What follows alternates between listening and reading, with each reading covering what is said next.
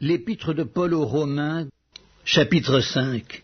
Étant donc justifiés par la foi, nous avons la paix avec Dieu par notre Seigneur Jésus-Christ, à qui nous devons d'avoir eu par la foi accès à cette grâce, dans laquelle nous demeurons fermes, et nous nous glorifions dans l'espérance de la gloire de Dieu.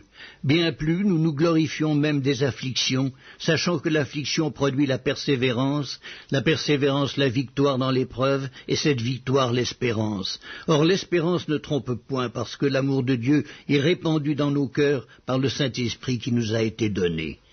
Car lorsque nous étions encore sans force, Christ au temps marqué est mort pour des impies.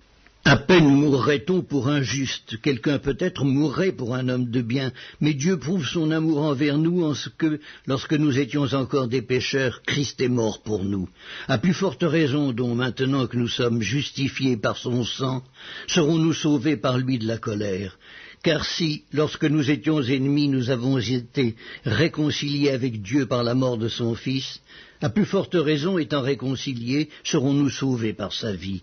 Et non seulement cela, mais encore nous nous glorifions en Dieu par notre Seigneur Jésus-Christ, par qui maintenant nous avons obtenu la réconciliation.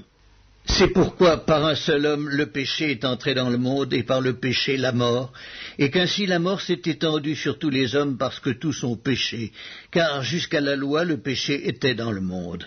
Or le péché n'est pas imputé quand il n'y a point de loi.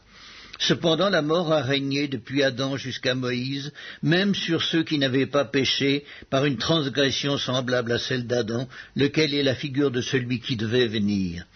Mais il n'en est pas du don gratuit comme de l'offense, car si par l'offense d'un seul il en est beaucoup qui sont morts, à plus forte raison la grâce de Dieu et le don de la grâce venant d'un seul homme, Jésus-Christ, ont-ils été abondamment répandus sur beaucoup.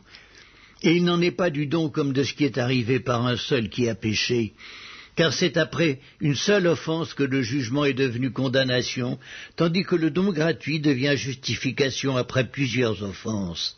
Si par l'offense d'un seul la mort a régné par lui seul, à plus forte raison ceux qui reçoivent l'abondance de la grâce et du don de la justice régneront-ils dans la vie par Jésus-Christ lui seul.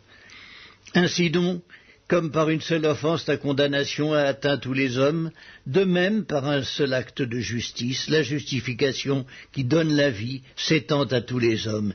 Car comme par la désobéissance d'un seul homme beaucoup ont été rendus pécheurs, de même par l'obéissance d'un seul beaucoup seront rendus justes.